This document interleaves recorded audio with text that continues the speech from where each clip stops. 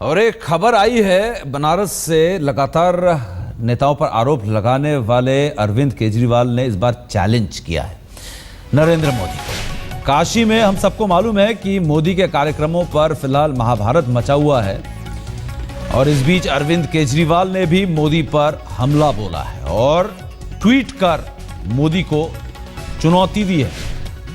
केजरीवाल ने कहा है कि मोदी उनसे सीधी बहस करे और काशी की जनता ही दोनों से सवाल पूछे और वो दोनों सवालों का जवाब दे। जगह और वक्त नरेंद्र मोदी तय करें। हालांकि ये होना तो संभव नहीं है, लेकिन ये चुनौती देकर अरविंद केजरीवाल सुर्खियों में जरूर है। अब सुबह सुबह मैं मोदी जी को खुली बहस के लिए जनता के सामने बुलाता हूं, जहां हम दोनों से जनता सीधे सवाल पूछे।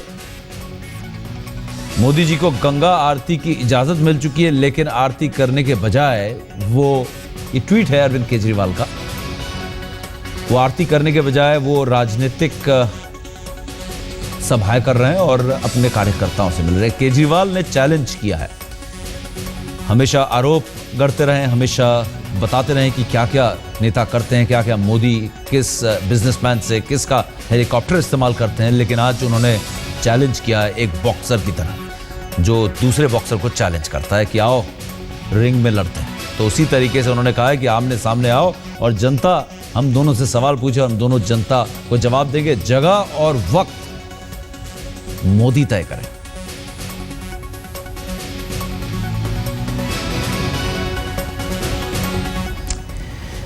नरेंद्र मोदी भी बहुत टेक्नोलॉजी सैवी हैं, मतलब टेक्नोलॉजी से उन्हें प्यार और ट्वीट वो करते रहते हैं। बहुत बड़ी टीम उनके लिए काम करती है। उन्होंने भी ट्वीट किया और जो उनको आज रैली के लिए इजाज़त नहीं मिली और उन्होंने माफ़ी मांगी है माँ गंगा से कि आरती और बुद्धिजीवियों से आज वो नहीं मिल पाएंगे। और वो कह रहे हैं कि जो ये परमिशन नहीं मिली है जिसकी वजह से सत्याग्रह करना पड़ रहा है, अरुण जेटली और अमित शाह सत्याग्रह करेंगे बीएचयू के गेट के सामने।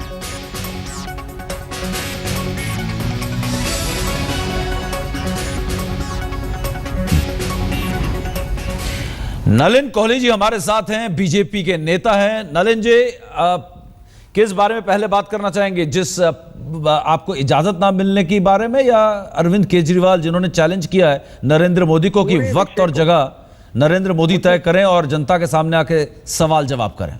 मुझे लगता है पहले विषय को हम लोग देख लें, ये इजाजत की बात क्या है। इसको इस रूप से देखना पड़ेगा कि हम लोग लगातार मोदी जी के रैली के लिए एक स्थान मांग रहे थे और कहीं ना कहीं प्रशासन ने उस स्थान को हमें देखने में रोक लगाई है। इसके अतिरिक्त जो अभी तक परमिशन मिले हैं वो 2 परमिशन तो है कि हेलीकॉप्टर लैंड कर सके, एक बार रोहनिया में, एक बार वाराणसी में। एक 150 व्यक्तियों के हॉल मीटिंग हो जाए किसी होटल के बैंक्वेट हॉल में, और एक गंगा आरती। इन सबको मिलाकर स्पष्ट होता है कि मोदी जी जो प्रत्याशी हैं वो अपना प्रचार नहीं कर पाएंगे, कैंपेन नहीं कर सकते हैं। दूसरी तरफ है ये तब दिए गए जब रात को 8:10 पे हमने स्पष्ट रूप से लिखित में दे दिया कि अब परमिशन की आवश्यकता नहीं है क्योंकि बहुत लेट हो गया है। और ये कल रात को 10 बजे के बाद दिया गया है, हमारे कहने के बावजूद भी कि अब समय बहुत कम है इस सबको आयोजित करने में। तो कहीं ना कहीं नलिन जी, क्या इसके पीछे कोई ताकत काम कर रही है? कोई सरकारी मशीनरी को धीमे कर दिया जिसने? भाई कहीं ना कहीं ये बात तो स्पष्ट हो रही है कि नरेंद्र मोदी जी जो वाराणसी के प्रत्याशी हैं, भारतीय जनता पार्टी के प्रधानमंत्री पद के उम्मीदवार हैं, उनके प्रचार में बाधाएं उत्पन्न की जा रही हैं। इसी को लेके अरुण जेटली जी ने कल 4 पत्र लिखे हैं चुनाव आयोग को। उनमें स्पष्ट रूप से हम लोगों ने जितने तथ्य हैं उनको चुनाव आयोग के सामने रखा है। रिटर्निंग ऑफिसर की भूमिका पर प्रश्न उठाए हैं। रिटर्निंग ऑफिसर जिस प्रकार से काम कर रहे हैं, हमें शंका है कि वो कहीं बाधा बन रहे हैं। नलिन कोहली जी, बहुत बहुत शुक्रिया। माफी चाहूंगा वक्त की कमी की वजह से बीच में ही आपकी बात काट रहा हूं, लेकिन नलिन कोहली जो कि बीजेपी के नेता है, उन्होंने अरविंद केजरीवाल के चैलेंज के बारे में फिलहाल बात नहीं की, लेकिन हाँ, रैली की परमिशन ना मिलने की वजह से उनका कहीं ना कहीं ये मानना है, संकेत उन्होंने जरूर दिए कि सरकारी मशीनरी को धीमे करने के पीछे कोई ना कोई ताकत जरूर काम कर रही है।